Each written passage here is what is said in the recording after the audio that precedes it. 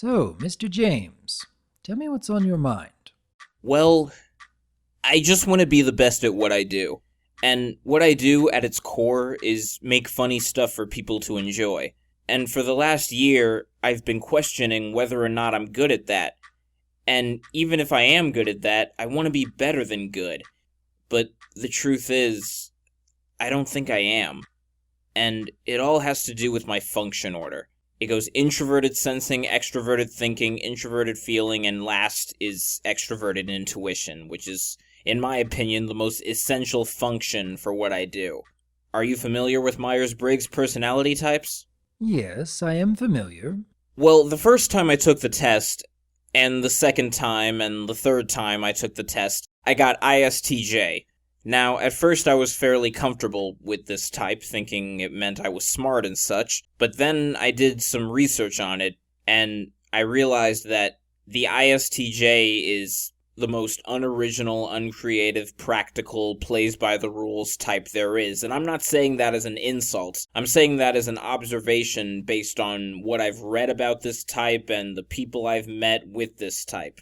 And for the longest time, I thought I was creative, original, and played by my own rules, but looking back, I realized I only got famous because I made something based on two already established franchises. And before that, all I ever did was try to replicate what I see on TV or in movies, this being back when I was 13 and 14.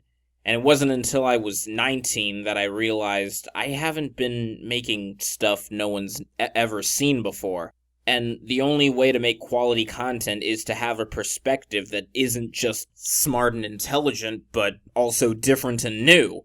And after so many years of being called an idiot, I became so obsessed with being smart and intelligent, I completely forgot to be different and new. You're not just born an ENFP or an INFJ or an ISTJ. You become these types based on your surroundings and the people you interact with during your early years.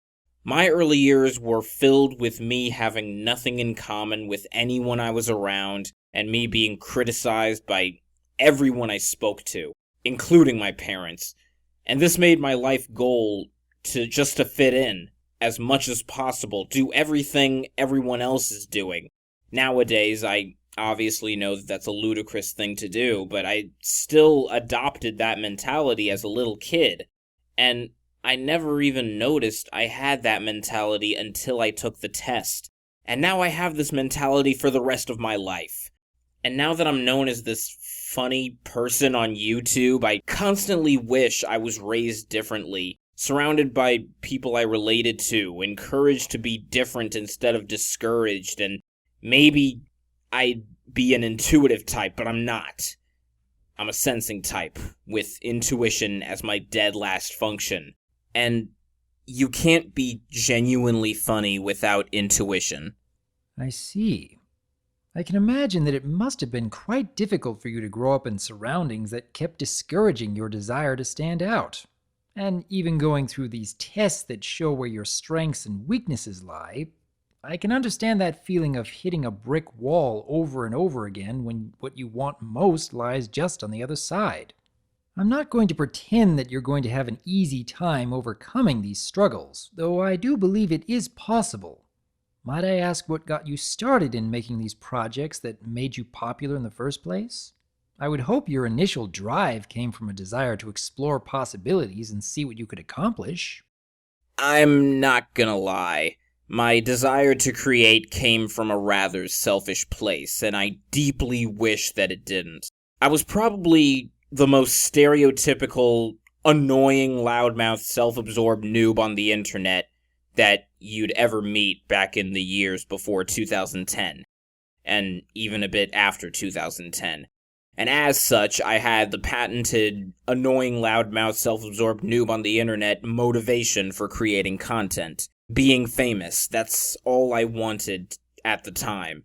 Being like the people I saw on YouTube. They just seemed like the kind of people I wished I was, and as such, I made what I like to call wannabe videos. Videos that don't really come from a place of passion or truth, and only from a place of envy. And I never really went anywhere with that, kind of video making. And, I made videos like that until I discovered My Little Pony. The show is just so unique and charming in its ability to put a mirror up to your inner child, or in some cases your outer child, and show you who you are. And then I started watching the show and getting familiar with the show, and eventually I knew enough about it to make some kind of animation about it. So I made Sonic vs. Rainbow Dash, which is really the only reason you know who I am. And I made it solely because I really wanted to see Sonic and Rainbow Dash race. And I didn't want to wait for someone else to make it. And it was at that point I realized what true creative drive and artistic motivation feels like. And ever since I made Sonic vs. Rainbow Dash, I've been searching for that feeling in everything I make. The feeling of wanting to see something that doesn't exist and making it exist. I'm glad to hear that you found your passion and drive to create, even if it was for a video that includes 2 already existing properties. Though I suppose your concern about creating an entirely new property of your own and seeing it become just as successful as your most popular works is understandable. I'm sure that most every content creator goes through that feeling at some point. And it seems that only a select few can pull that off when they first set out to do so. Many others tend to fail along the way, with some lacking the motivation to try again, unfortunately. In your case, though, you have already achieved something that so many other people only dream of. You've gathered quite a large audience, and your talents are continuing to improve with every new project. It can be disheartening when you discover that your dreams are not going to be as attainable as you'd like them to be. Especially when your surroundings have kept trying to convince you that such a path is not worthwhile. I commend you for finding the necessary drive to keep yourself going for as long as you have. Though there is something to be said for circumstances that kept working against you. It keeps you from getting too comfortable. It keeps you from becoming overconfident. It gives you more of a reason to keep pushing onward, other than just being famous. Some of the greatest innovators throughout the ages weren't given an environment of praise and encouragement throughout their struggles. In fact, more than a few of them were told by everyone that what they were attempting just couldn't be done.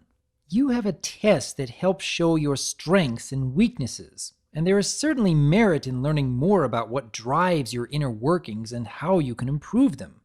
But just because a test can help determine your future doesn't mean that it will define your future. I lost count of how many people told me that I shouldn't be in the spotlight, that my anxieties would constantly get worse if I tried to stand out.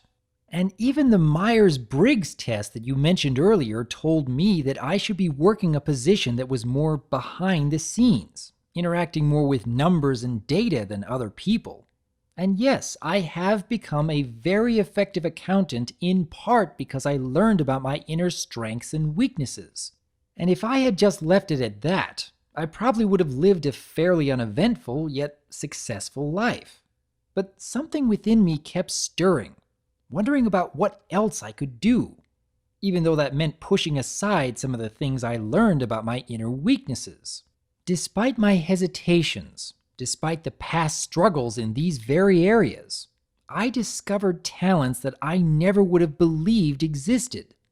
It is good that I learned about my weaknesses and even learned to embrace them. But in so doing, I have also discovered how I can turn those weaknesses into great strengths. Does that make sense to you, Mr. James? I could say, yes, I do understand. That makes me feel so much better. Thank you. But honestly, I still feel trapped inside boundaries set up by my past self. I mean, I just want to start my life over so much, and I believe you can do that at literally any point in your life, including in your 20s. And if not that, I just want to set my past self on fire and send him to a place where he and everything that happened to me in the past doesn't matter anymore, and simply reprogram myself. I know this all sounds like the ramblings of a mental case, but I refuse to believe that there is no way for me to stop thinking about my past mistakes, my past self, or my past experiences. I know that we all learn from our past, and we need our past to remind ourselves that we're not perfect. And I don't want to be perfect, I just want to be intuitive. And now that I know what it means to be a sensor and what it means to be an intuitor, I want to restart myself and choose to play as intuitor. It'll only make my life better and will make my past completely irrelevant to me. Perhaps in time. It's good to know that you are recognizing these weaknesses and that you're willing to talk about them. And perhaps it will be a bit of a struggle to overcome that self-obsession you speak of. But I know that it was rather difficult for you to open yourself up in this way. And at the very least, I hope that you're learning a bit more about your inner workings by doing so. I believe you can improve in the ways you desire most. And though your past continues to make you feel trapped, as it were, I know that the more you can step outside of your comfort zone and push your limits, the more you will come to realize just how much control a test can have over your future, or even how little. Do you think you can do this for me, Mr. James? I think I can, but I know for a fact that the only way for me to do everything you just said is to spend my 20s being everything I've been afraid to be.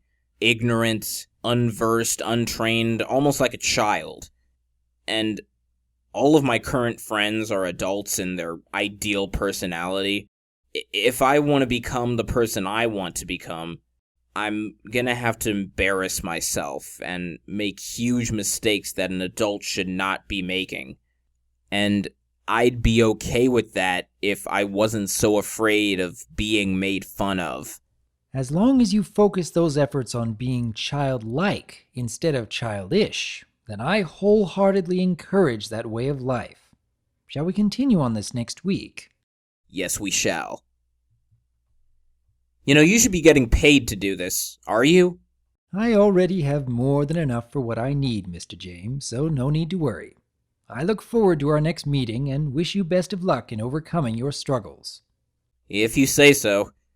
Either way, thank you so much for listening. Take care.